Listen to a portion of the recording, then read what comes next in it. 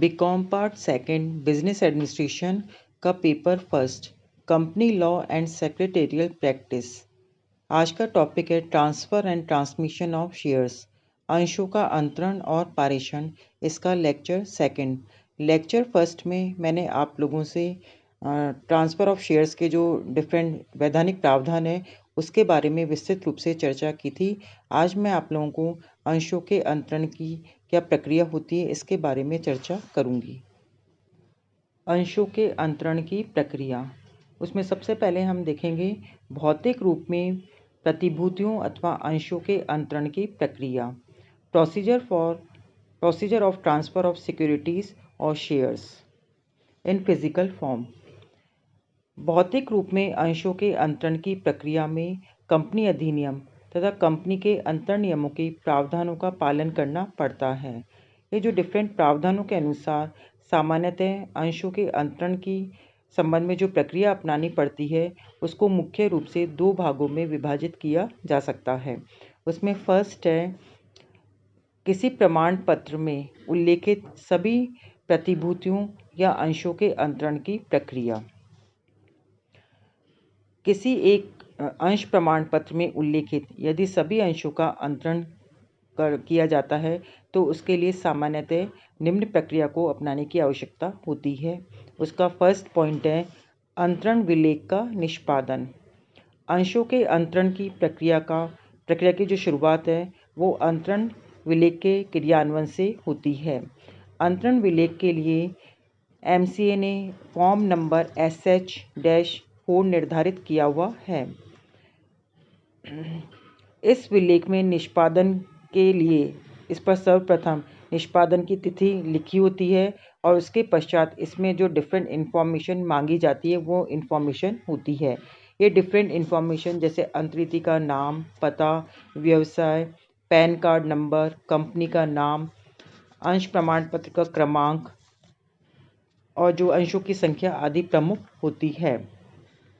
ये जो डिफरेंट सूचना इन्फॉर्मेशन है इनको लिखने के बाद इस पर अंतरणकर्ता और अंतरिति दोनों के द्वारा हस्ताक्षर किए जाते हैं और ये जो दोनों के हस्ताक्षर हैं वो एक साक्षी के द्वारा प्रमाणित भी कराने होते हैं और उसके पश्चात नियमानुसार इस फॉर्म के ऊपर निर्धारित राशि के स्टैंप लगाए जाने की आवश्यकता होती है। नेक्स्ट पॉइंट है प्रतिभूति या अंश प्रमाण पत्र संलग्न करना। जब विलेख को पूरी तरीके से परफॉर्म कर दिया जाता है तो उसके पश्चात अंश प्रमाण पत्र संलग्न किया जाता है। कभी कभी अंशों के प्रमाण पत्र एक से अधिक भी हो सकते हैं। विलेख में जितने अंशों की संख्या का उल्लेख किया गया है उन सभी से संबंधित अंश प्रमाण पत्र इस विलेख के साथ संलग्न किए जाने चाहिए। नेक्स्ट पॉइंट है अंतरण विलेख तथा अन्य प्रपत्रों की सुपुर्दगी। ट्रांसफ़र ऑफ शेयर्स का नेक्स्ट स्टेप है अंतरण विलेख कंपनी को सुपुर्द किया जाता है। अंतरणकर्ता या अंतरिति कोई भी कंपनी को यह अंतरण विलेख सुपुर्द कर सकता है। इसके साथ ही जो आवंटन पत्र है वो भी संलग्न होना चाहिए। कभी कभी अंतरणकर्ता अथवा अंतरिति स्वयं अपने लिए प्रतिभूतियों का अंतरण नहीं करते हैं बल्कि वे किसी अन्य व्यक्ति तो कंपनी हो सकती है या संस्था की ओर से अंतरण प्रक्रिया को पूरा करते हैं।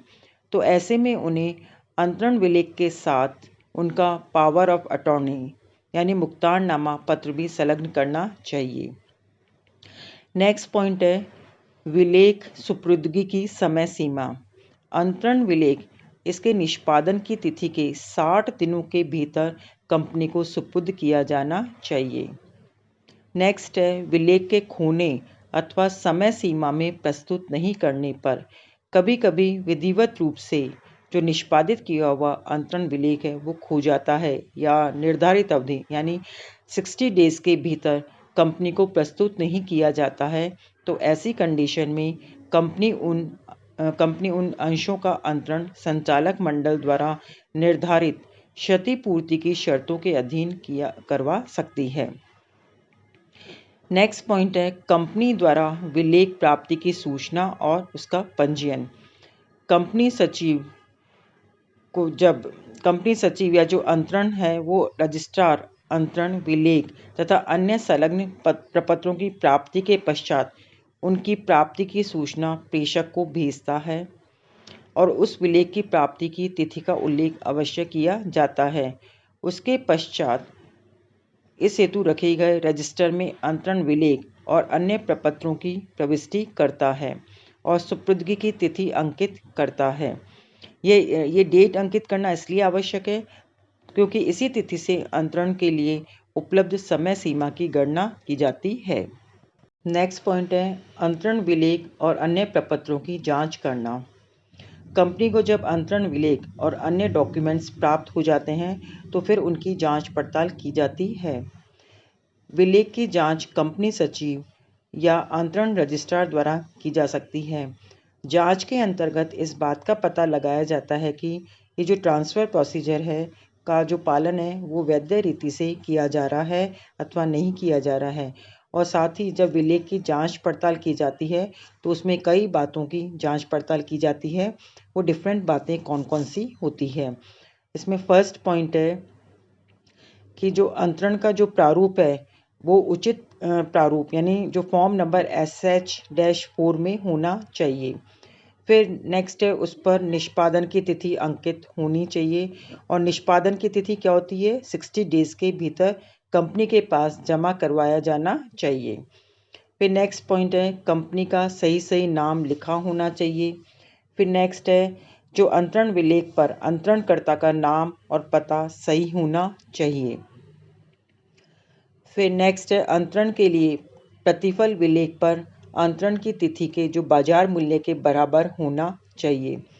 नेक्स्ट पॉइंट है इस पर प्रॉपर स्टैंप लगे होने चाहिए। नेक्स्ट है इस पर अंतरिति का नाम और पूर्ण पता स्पष्ट लिखा होना चाहिए। फिर नेक्स्ट है जो ट्रांसफ़र किए जाने वाले अंशों की संख्या शब्दों और अंकों में प्रलेख में एक जैसी होनी चाहिए और जो प्रमाण पत्र में लिखी संख्या से मेल होनी चाहिए मतलब सेम होनी चाहिए। नेक्स्ट है अंतरण विलेख पे अंतरणकर्ता और अंतरिति के हस्ताक्षर होने चाहिए। अंतरणकर्ता के जो हस्ताक्षर है वो कंपनी को दिए गए जो नमूने के सिग्नेचर है उससे मिलने चाहिए। ऐसा इसलिए आवश्यक है ताकि जो अंशों और प्रतिभूतियों का जो जाली अंतरण होता है उसको रोका जा सके। नेक्स्ट है अंतरणकर्ता द्वारा विलेख पर किए गए हस्ताक्षर को किसी एक साक्षी द्वारा प्रमाणित किया जाना चाहिए। नेक्स्ट पॉइंट है संयुक्त अंशधारियों या प्रतिभूतिधारी की दशा में सभी अंशधारियों अथवा प्रतिभूतिधारियों को विलेख पर हस्ताक्षर करने चाहिए। लेकिन यदि संयुक्त प्रतिभूतिधारी की मृत्यु हो गई है तो जो जीवित प्रतिभूतिधारी है उसकी मृत्यु का प्रमाण देकर हस्ताक्षर कर सकते हैं और ये जो हस्ताक्षर है वो कंपनी में दिए गए नमूने के हस्ताक्षर से मिलने चाहिए। नेक्स्ट है यदि जो प्रतिभूतियां हैं या अंश हैं वो किसी कंपनी या संस्था को अंतरित किए जा रहे हैं तो ये सुनिश्चित करना चाहिए कि उसके अंतर नियम या नियम उसे ऐसा निवेश करने की अनुमति देते हैं अथवा नहीं देते हैं। एंड लास्ट पॉइंट है अंतरण विलेख में जो यदि अंतरित या जो ट्रांसफरी है वो माइनर है तो अंतरित किए जाने वाले शेयर्स पूर्णदत्त हैं अथवा नहीं हैं और उसके संरक्षक ने अंतरित की ओर से हस्ताक्षर किए हैं अथवा नहीं किए हैं। इन सब बातों की जांच पड़ताल करने की आवश्यकता होती है। नेक्स्ट पॉइंट है अंतरित को अंतरण विलेख की सूचना देना। कभी कभी कंपनी को अपूर्णदत्त अंशों के अंतरण हेतु आवेदन या विलेख प्राप्त होता है तो वह भी केवल अंतरणकर्ता द्वारा ही कंपनी को सुपुर्द किया जाता है। तो ऐसी दशा में कंपनी को ये जो अपूर्णदत्त अंशों के अंतरण का जो विलेख है इसकी सूचना अंतरित को देने की आवश्यकता होती है। कंपनी को ऐसी सूचना अंतरित को एक निर्धारित रीति में देनी होती है। इस सूचना में कंपनी अंतरित से उस अंतरण पर अपनी 2 सप्ताह के भीतर आपत्ति या आपत्ति नहीं यानी नो ऑब्जेक्शन प्रकट करने का आग्रह करती है। नेक्स्ट पॉइंट है अंतरिति द्वारा आपत्ति या आपत्ति नहीं। जब कंपनी के द्वारा अपूर्णत अंशों के बारे में किसको इन्फॉर्मेशन दी जाती है? अंतरिति को सूचना दी जाती है। तो उपयुक्त जो सूचना है वो देने के 2 सप्ताह के भीतर अंतरण पर अपनी आपत्ति या आपत्ति नहीं सहमति प्रकट कर सकता है। यदि कंपनी को इस अवधि में अंतरिति की कोई आपत्ति प्राप्त नहीं होती है तो कंपनी उन अंशों के अंतरण की प्रक्रिया को आगे बढ़ा सकती है। नेक्स्ट पॉइंट है संचालक मंडल द्वारा अंतरण की स्वीकृति। यदि निर्धारित अवधि में अंतरणकर्ता अथवा अंतरिति कोई ऑब्जेक्शन प्रकट नहीं करता है तो कंपनी सचिव अंतरण विलेख संचालक मंडल के समक्ष प्रस्तुत कर देता है और संचालक मंडल उस विलेख पर सभी प्रकार से विचार विमर्श करता है और यदि संचालक मंडल अंशों के ट्रांसफ़र को उपयुक्त समझता है तो उसके लिए आवश्यक संकल्प पारित कर देता है। लेकिन यदि संचालक मंडल किन्हीं अंशों या प्रतिभूतियों के ट्रांसफ़र का पंजीयन करने से इनकार करने का निर्णय करता है तो ऐसी दशा में कंपनी सचिव को उस अंतरण प्रलेख के प्राप्त होने के 1 महीने के भीतर अंतरणकर्ता और अंतरिति को सूचना भेजनी चाहिए। इस सूचना में उन सभी कारणों का उल्लेख किया जाएगा जिसके कारण ट्रांसफ़र ऑफ शेयर्स को एक्सेप्ट नहीं किया जा रहा है। नेक्स्ट पॉइंट है अंतरण का पंजीयन और सदस्यों के रजिस्टर में परिवर्तन। संचालक मंडल यदि अंतरण की स्वीकृति दे देता है तो उसके पश्चात कंपनी सचिव प्रतिभूतियों के अंतरण का संबंधित रजिस्टर में पंजीयन कर देता है और इसी क्रम में वह सदस्यों के रजिस्टर में जो पुराने शेयर होल्डर है उसके स्थान पर जो अंतरिति का नाम और अन्य बातों का उल्लेख कर देता है। नेक्स्ट है प्रतिभूति प्रमाण पत्र में उल्लेख। इसके पश्चात जो कंपनी सेक्रेटरी है वो संबंधित प्रमाण पत्र के पीछे नए सदस्य का नाम लिखकर अपने हस्ताक्षर कर देता है।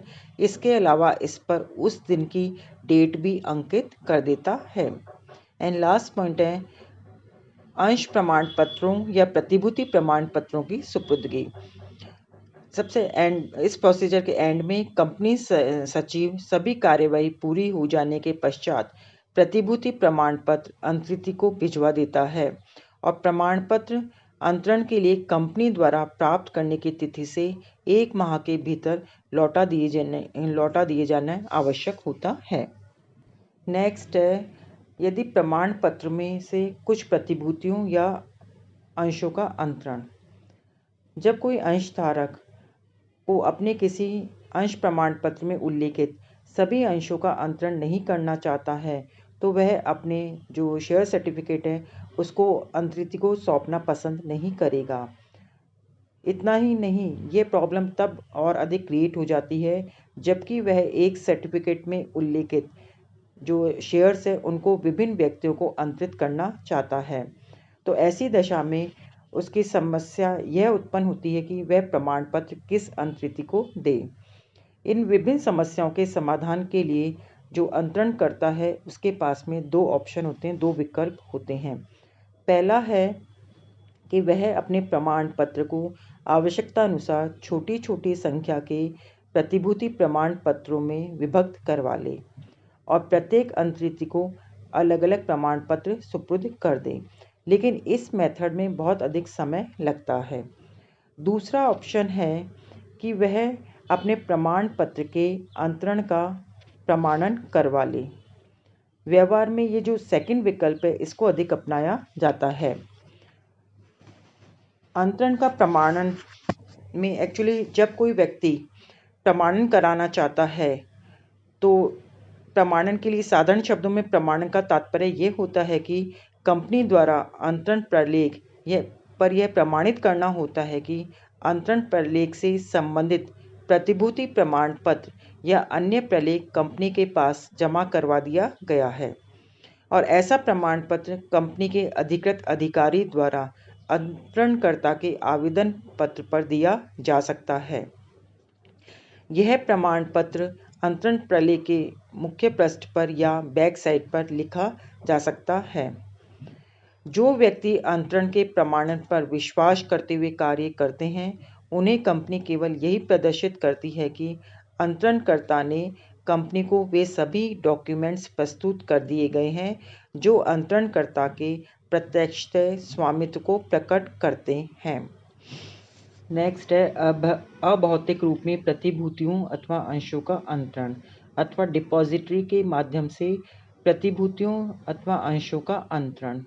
ट्रांसफ़र ऑफ सिक्योरिटीज़ और शेयर्स थ्रू डिपॉजिटरी। जैसा कि हम जानते हैं कि सन 1996 में डिपॉजिटरी अधिनियम पारित किया गया था। इस अधिनियम के पारित होने के साथ ही भारत में प्रतिभूति रहित व्यापार का युग प्रारंभ हो गया। डिपॉजिटरी अधिनियम के प्रावधानों के अनुसार कोई भी प्रतिभूतिधारी अपने प्रतिभूतियों या शेयर्स को डिपॉजिटरी को समर्पण कर सकता है और ऐसा विद्यमान कंपनी का प्रतिभूतिधारी या नई कंपनी का प्रतिभूतिधारी या नई कंपनी का आवंटी दोनों ही कर सकते हैं, परंतु इसके लिए कंपनी को डिपॉजिटरी की सदस्यता प्राप्त करनी होती है।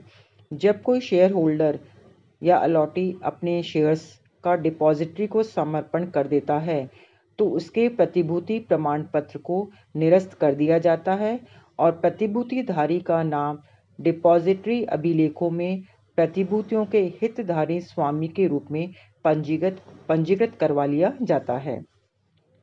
अब डिपॉजिटरी के माध्यम से जो सिक्योरिटीज़ या शेयर्स का ट्रांसफ़र करने का क्या प्रोसेस होता है वो हम देखेंगे। इसमें सबसे पहले है अंतरणकर्ता द्वारा सुपुर्दगी निर्देश पर्ची अंतरित के नाम से जारी करना। नेक्स्ट पॉइंट है पर्ची पर डिपॉजिटरी और डिपॉजिटरी भागीदार संबंधी सूचनाओं का उल्लेख करना। इसमें उनका नाम, उसका क्रमांक, डीमैट खाता क्रमांक, अंतरणकर्ता का नाम, विक्रेता के दलाल का क्रमांक, क्रेता के डिपॉजिटरी भागीदार का नाम, क्रमांक, क्रेता का डीमैट खाता क्रमांक आदि का उल्लेख किया जाता है।